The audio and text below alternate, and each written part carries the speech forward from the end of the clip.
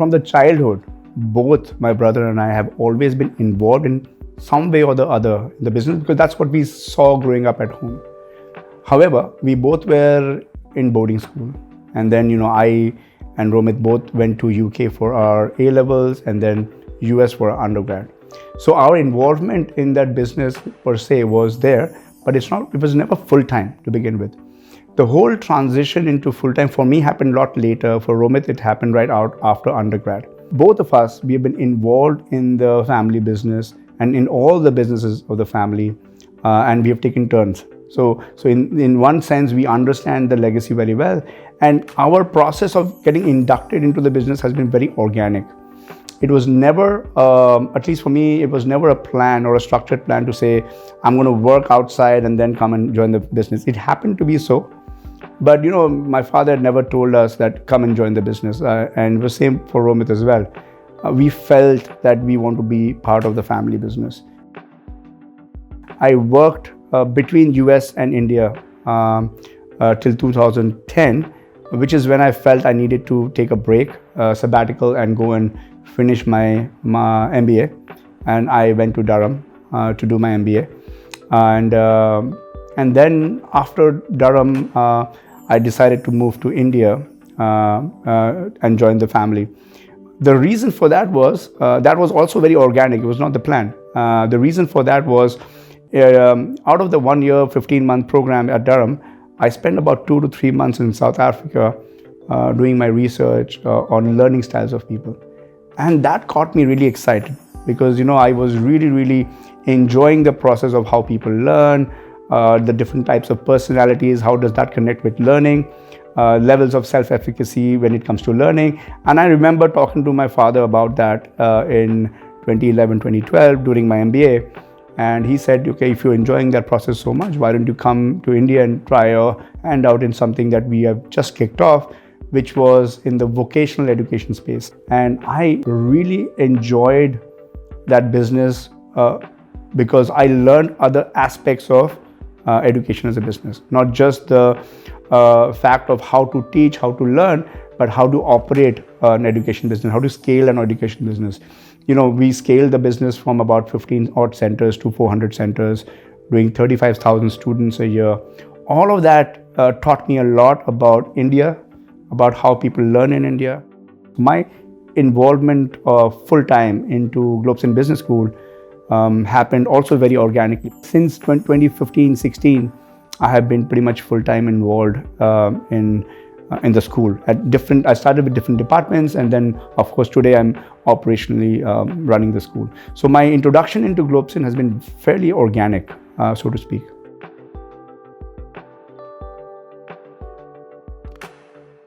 When you look at Globsyn as an organization, the overarching vision for the group has been taking people to the next level.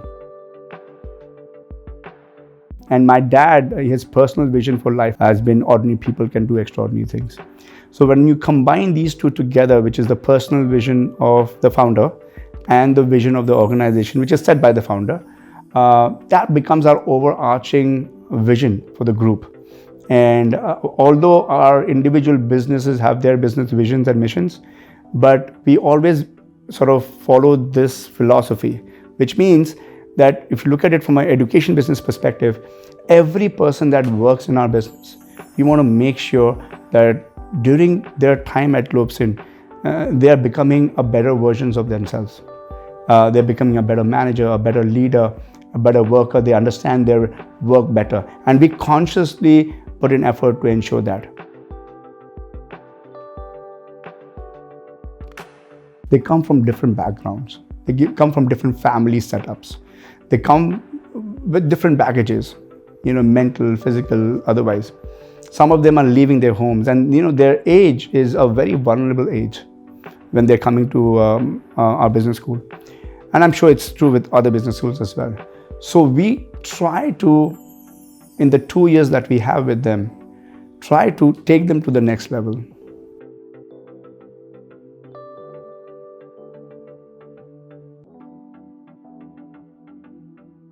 Our focus is on self-development because the byproduct is the job. So we don't focus on jobs. We focus on how do you become better, because then you'll get a job. So I think that approach of ours makes us, I would like to believe, unique compared to many other institutions. Holistic development using different techniques, beyond education as an initiative, like the word says, education happens in class. What happens beyond classroom is equally important. And there are programs like Serendipity. Like one of the key points of Serendipity is what? You organize this event for your family. So what happens is, normally you have fests, you have these fun shows that students do. But in Serendipity, the students do this as a thank you to their parents. So the parents are invited to attend this. Why? Because the parents have taken a risk on their kids to come and study. So this is a time we tell them, how do you thank your parents? We do about 10 to 11 social projects. The social projects, whether it is coming from old age homes, whether it is them working in missionaries of charity, or we have something called Joy of Giving. We have 11 programs. Each of those programs teaches them how to become better leader, how to become more adaptive, how do you become more conscious about giving back. So they are mindful when they are in the corporate world that they have to be conscious about ensuring the impact to the society, is as important as making money for the organization. We teach those things through KYLF. So there is a experiential learning that happens through all beyond education initiatives. Because corporates are very integral as a partner of a business school. They are just not important for placements. They're important for beyond placements. Why? As a business school, you're preparing student. Unlike a university, a business school prepares a student for the industry. Therefore, the industry de facto becomes a very important stakeholder. So our CRP program, the corporate relationship program, focuses on how do we integrate the industry at all times throughout the 2 years.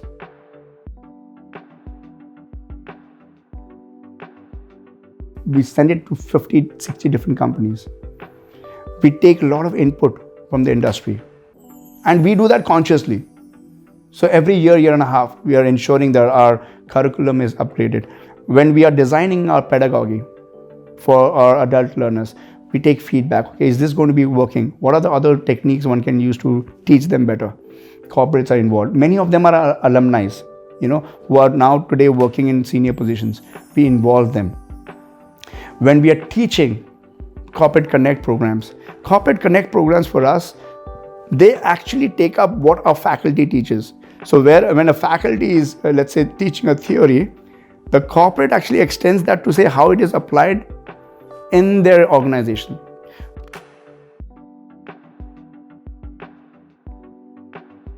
We have a program called the boardroom, where a real life problem is given. We create a board structure and students solve their problem of a real life situation going on in an organization. And the corporate comes and gives that program on day one and they solve it. They get given 2 months to solve it. Now what happens is, to me, all these interventions are equally important as much as placements. So we are never short of good opportunities. Our placements have been phenomenal. We don't have anybody that doesn't get spoiled with placements. But to be honest, we don't focus on that as much as many other schools do, because if you're input oriented, that's going to happen anyway. We today have a pretty large size cohort in the eastern part of the country for MBAs. So I think I would say the team has done well. I think the vision for CRP has been executed very well, and me and my team are always involved with the corporates to ensure that they are constantly involved with us.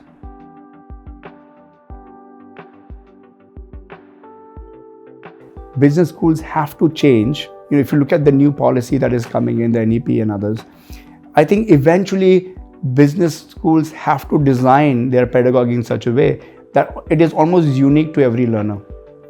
And I think the day that happens, you will see higher productivity. You will see more engagement of student.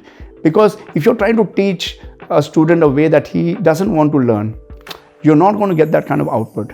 So I think building a model that allows an institution to cater to their students' need is the need of the future. And how does one innovate on that is going to be a key for business schools to differentiate in the future. So I think that's what I would say is a key challenge we all have.